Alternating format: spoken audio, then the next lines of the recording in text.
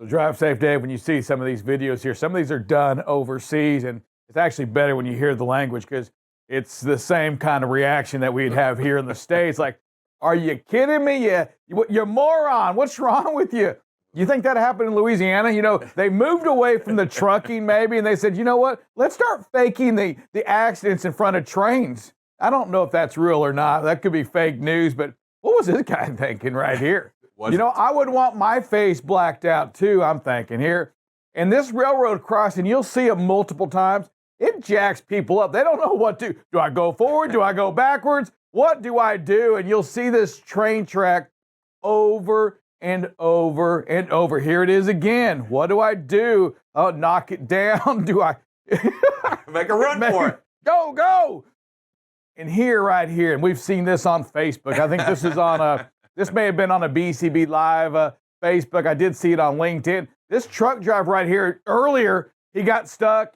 The people came and said, let me help you out. They come over here, and all of a sudden, Dave, look here. Everybody's like, you know what? Go down. Scatter. Something bad's happening. We heard the horn. When it starts going ding, ding, ding, ding, ding, ding, everybody's like, wait, what do we do? I do believe the fifth wheel was pulled on the tractor just in case.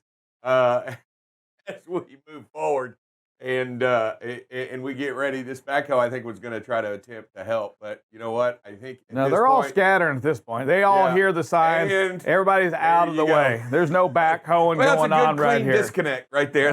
Yeah. And producer had said it earlier. You know what? Hey, this trailer can still get delivered. Where's my load at? Get it delivered to me.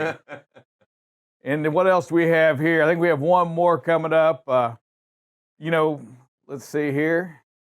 That was crazy. You'll see the fire trucks and everything here. That was a bad accident. But that driver did have, when did he really disconnect that? I never saw him get out and do that. That fifth wheel would have stayed hooked. They would have pulled that trailer at least to the left. Here we go, right here. This is what's wrong with this person right here. What? Why would he stop there? I mean, you know what?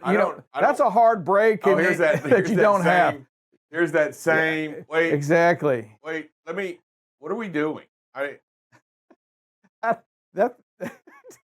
Don't stop there. I'm thinking. You know what? Make a run. I don't get it. That is the most confusing train track because they all come right down here. At a different time. Dude, I'm just looking at your. I'm confused right now. You kind of look like a ghost. I'm not sure. You got part of your collar down, part of it up. It's I don't know. Is that a sheet? I mean, what do we got going on here? It's not a sheet. I can't work with this. All I gotta say, no more white shirts for you. Every time you wear a white shirt. I even tried to wear a nice underneath, trying to make it look good, because this sign basically says what? What does the sign say? I get the sign, so I'm struggling to drive safe. I can't even look at you. And now there's also news that maybe this company out of St. Louis is going to come in with an autonomous train as well. That can run, 24 hours a day, deliver the trains. And here it is, no emissions. A big thing going on right now are the emissions in this country. And right here, Drive Safe, Dave, we have a train that can run, if it were to happen, autonomous. And we hear so much about the cars and the big trucks. And why not a train? And I'm just surprised that we haven't heard more about that, because you think about it, at any one moment, there could be 900,000 boxes sitting because of a driver's, in the trains themselves. Engineers. They run, they have the same hours of service. Yeah. Whereas an autonomous vehicle, autonomous train can keep that product moving up and down the tracks across the country all the time. Yeah, and believe it or not, we actually see a lot of that now with the autonomous trains. You can go to the airport and they have the shuttle, they have the inside rail cars, and they have a lot of the stations that still use and are using it more and more and more. And I think it's something that we can get used to because it runs on a track, right? It goes specifically on a track from point A to point B. It's not running all over the place. It's actually running down the line. But we don't see it in the cargo sector. No, but we should. I mean, we see. Yeah, we should. I mean, I would think that to me is just that's a no-brainer, right? I mean, absolutely. That's above all. Well, we working on all the trucks and everything. Well, what about these right here? I mean, it can even move slower. It really doesn't matter as long as it's moving 24/7. Doesn't stop. Hey, let's face it. It's gonna move a lot more product around. And now I guess the answer is okay. you move all the product and it moves more efficiently. Well, it still has to get unloaded, right? Absolutely. It still has to get on a truck somewhere, some chassis somewhere. And if all these containers are moving, and if we have a chassis shortage somewhere, well, this isn't going to help matters either.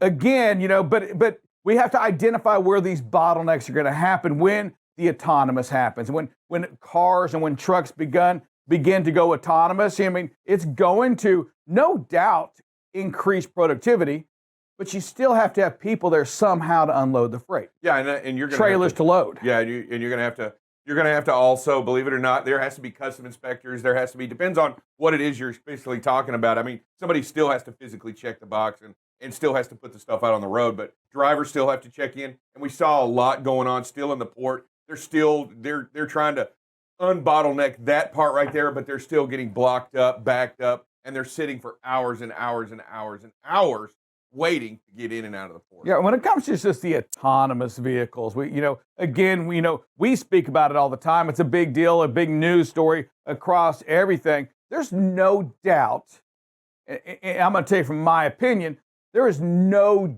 doubt that we as drivers, and I'm talking about fatalities on the highway, I'm talking about productivity from moving in a car to downtown Dallas, downtown Chicago, that if we truly were 100% autonomous, that trip wouldn't take near as long.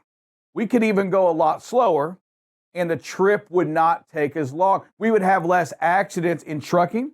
We would have less accidents on the vehicles. Do you agree with that? If everything was autonomous, 100%, yeah. Yeah, would we even need stop signs? There would be no stop sign. Wow. They would know to stop. They would know everything. They would know what the next vehicle is going to do. They would just merge in accordingly. And the matter of fact, they may not ever stop. Come on, stand up. Let's give us a model. No, the whole outfit. There you go. Notice the style from Drive Safe Dave here. Notice the collar, one up, one down. And the gray shirt that accentuates the form of his style already. It looks quicker. He looks meaner, and he looks like he could rock it out today. Yes, that is Drive Safe Dave. If you want that outfit, hit number 1, and we can get you one ordered just like that. Remember the promo code Drive Safe Dave for that Drive Safe Dave discount. Some we can learn from, and we've got some winners of drivers doing a great job. Here, again, you can see there's probably 8 or 9 of those white dashes in there, and these trucks are tailgating. This driver does a great job at, look, the space is actually increasing, and then this driver is going to take it. And so again. Yeah, so when we go back to our yesterday's conversation, between us and that vehicle in front of us right now, we want 8, 9 marks in front of us, dashed in front of us. Man, we are well within that range. We're doing a great job on the following distance.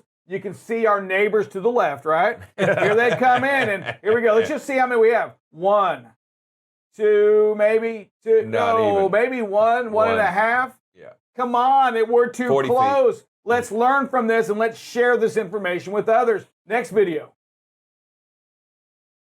Again, great space out here in the left lane, and then these cars kind of just take it. Maybe we'd like to see a little bit backing off sooner, but great job by this driver. Because, again, they get up here and watch what that first vehicle does. He's going to cut that truck off, it looks like. I don't think he was very much far clearance in front of that either. So great job, again, by this driver. Staying in your lane. I get you shouldn't be out there, but let these guys, you're already out there, let them pass, then find that safe lane change to get back in the right lane. I think the driver in the hammer lane here is positioning himself to pass the box truck up on the right, the straight rail, and he was just positioning himself way ahead of time. And I'm going to agree with you on that, because if he doesn't do this now, we're saying, come on now, driver, get in that left lane a little quicker. Good point. No, great job on that. All right. Hey, here, again, we're in the rain, but I don't understand this one, right? Watch what the driver does. Got all the space in the world, but we're going to take a safe position into an unsafe and then sit there and tailgate in the rain. I don't get it. If you got to get out of that lane, yes, but slow it down, right? Yeah, and I'll tell you what's going on here, and I can see what's happening here. You're going up a hill and you're bleeding off RPMs, and you're out in the hammer lane, right? And so now you're not going to be able to pass anybody as you're bleeding off RPMs.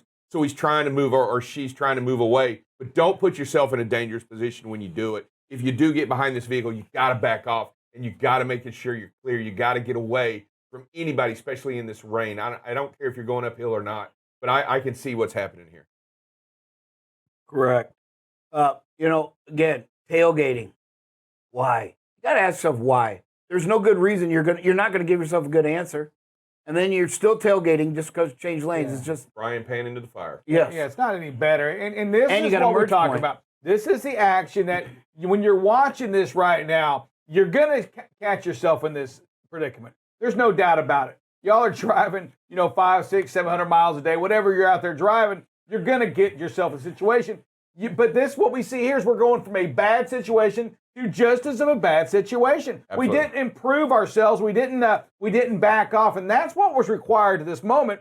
Was no matter what, Right. you had to back off. No matter what. Correct. Yeah. And this is a mentality that has to change. Our first thought when we come up on traffic is to change lanes, and it's got to be slow down, right? You got to get the speed out of the equation. Because just changing lanes doesn't help. If it's a break, something happens, we're rear-ending them, right? There's no doubt about it, and that's not what this is about. When we're out there setting our, remember, we are the heroes, which means we have to obey the rules. We can't catch ourselves out here doing damage, killing somebody, and that's what we're doing. When we're driving like this right now, we are saying, no matter what, either my life, my load, my miles are more important than the lives out here on the highway. And shame on you if that's what you believe. Shame on you for not backing up. So you got a few Blue's Clues going on here, which Rick likes to say. You're in a multiple lane. You got 4 lanes of traffic, and you move over into and you'll see the sign come up. It's a merge lane. So you already know you have the potential for an immediate stop, right? That's what I'm saying. I agree. You're in a bad place. Look and right now at you this go to the sign. right and look up here to your right. Merge you point. see, the merge point, and guess what? There's a vehicle right up there. What's going to happen right now? Everybody's hitting the brakes. Exactly. Mm-hmm.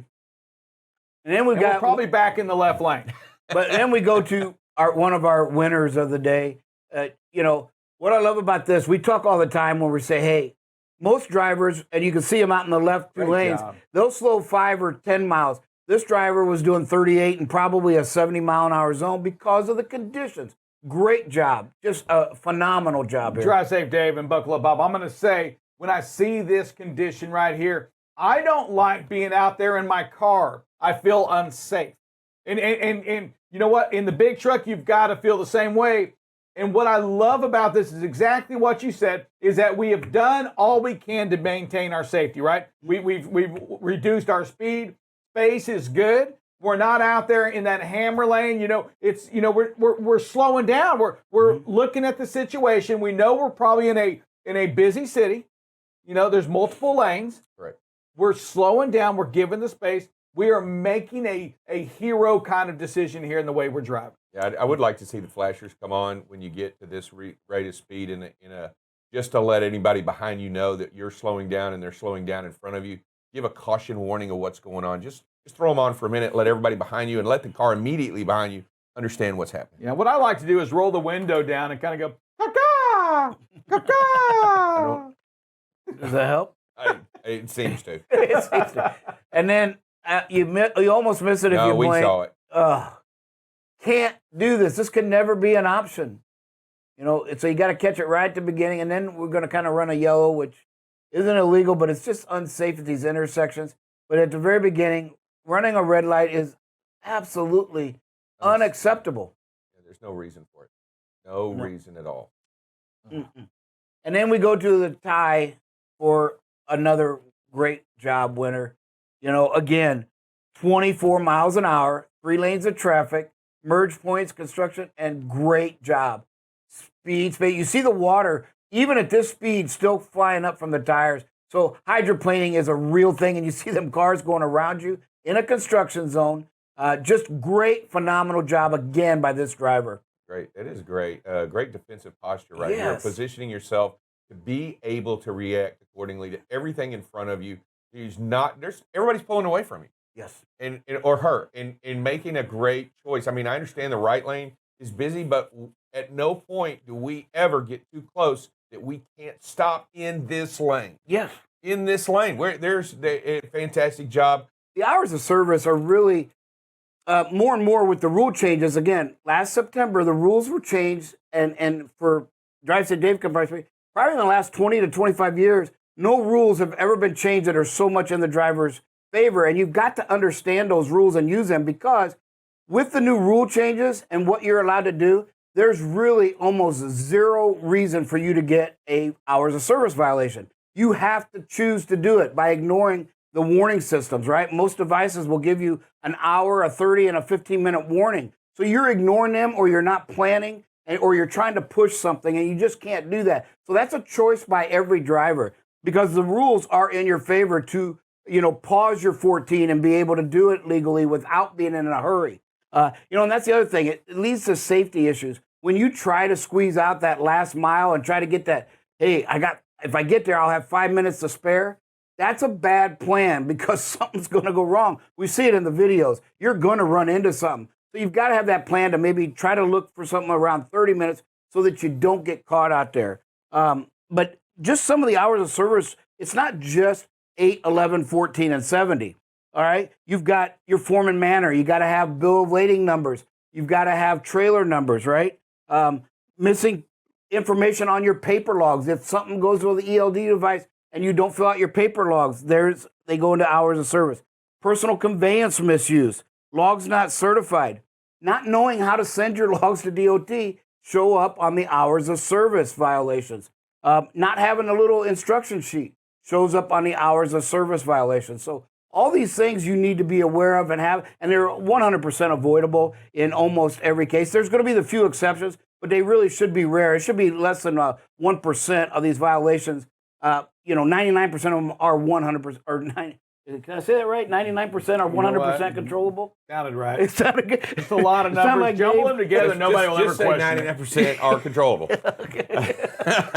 So I'd say Dave's the only one that gets fact checks. So you're okay. So I'm good. All right. We talk about the hours of service in a lot of the things, and it's an important part of your job. I mean, it's an important part of what you do, knowing what your hours are, understanding what your limitations can be, and knowing how to apply them to the job in that day, in that moment, in what you're doing. Because that's part of the job of driving, is understanding how you apply your hours of your available service to the job that you need to do, wherever it is you're going or however far it is you're going, whether you need to change that. And yeah, you were talking about the changes in the rules, how amazing they are and how they benefit the driver in so many different ways, but a fantastic deal. But when we talk about hours of service and these violations, we get caught up in the moment. I think with the new ELDs and how they apply them, make it a lot easier to follow along in the rules. But with that advent also comes new rules of knowing how to use it and knowing how to demonstrate it to the officer. So I have a question for you too. I mean, you're the expert, and you've been out there on the road. I hear that, nothing but great things, right, regarding the logs. But yet we still hear the complaints, from drivers that say it's not right still. I mean, and we probably have listeners out there that don't agree with maybe what we're saying here. We're saying it's the best thing ever. It's the best we've ever had, perhaps, right? Mm-hmm. What's wrong with it today? What could we do to make it better today as an industry? Is it the best we've ever seen because of maybe our industry? Does it affect the somebody else's industry a little bit different, or their type of work? Maybe it's a reefer. Maybe they're hauling the rocks around like that. Is it as attractive to them as it is for what we are saying? Or is it truly the new hours of service that we've been running for quite a while now? Is that the best that we will ever have? Is it that good? Should it be good for everybody? Yeah, there is one of the biggest ones I've heard is they want to go back to the old way where you could split your sleeper 5 and 5, and have that more flexibility. So they took it away years ago, and they're kind of slowly getting it back to, again, one of the new rule changes was you can now do it in 7 and 3 to give that driver a little bit more flexibility. I don't know that it's ever going to go to 5 to 5 just because they believe that you need more rest than just 5 hours. But I could see possibly maybe at some point 6 to 4. And then the other thing is, the personal conveyance use. Mm-hmm. When you're bumping a dock, you're already there. What is the difference of just moving I'd like to see maybe for the industry to where they put a limit of, hey, you can PC at a customer as long as you're under quarter of a mile, 0.3 or whatever it is. So allow you to, yes, you're delivering the load, but you're really there, you're resting, you're not really performing any duty tasks. That's something I could see to still improve the drivers, but it would be nice to hear what the drivers would are saying it's still wrong. You know, that 5 and 5 rule was really used a lot by teams out there, and a lot of the teams would use that, and that's how a lot of them have applied it, and it made it good for that specific team or for whatever reason. But I'll tell you that that you're right, and the hardest thing for me to see in the rule changes that need to be made is that anytime the truck moves, it automatically kicks the truck on. There may be a time you need to move the truck over or move it forward, or even just, you know, that, and not, to me, that may not necessarily be just work, but it might just be a movement of safety, right? It just might be something that you need to do to get out of the way. Like, hey, I stopped, I'm blocking this guy in. He's been there, and now he's ready to go, and I just need to get him out of the way. I don't want to damage my hours of service because I got to get out of the way of this guy. I shouldn't be punished because I'm trying to be considerate, be kind, or moving away, even just moving out of a dock. I don't necessarily agree to it just kicking on all the time. I think it should be a distance maybe, or a limitation. And I can see that as well, because I mean, where you parked at right now, you know, in 3 hours, it may not be that kick butt of a parking spot anymore. Absolutely. Maybe somebody came to you and they're just jamming it out with the music. They're loud out there, and now you can't sleep as a driver. So now it's messing with you, and you just need to move a little bit out of the way. Bull hauler. Yes. You know, you just get pulled. Oh, I don't know. You know what? Now we're getting them bull haulers on us. I get it, right? But it's a a little smell next to the bull. I'm right? just saying it's different. It's just a little different. But no, it's a good point, because, you know, yesterday, I'd say in a week, when we go through the unassigned driving, I'll bet there was over 100 in the last week that were under 0.2. Gotcha. Were 0.2 or less. Yep. That really shouldn't, by DOT, we shouldn't have to be able to investigate them. It should just be, hey, it's normal operation. You clearly aren't gaining some huge advantage. Agree.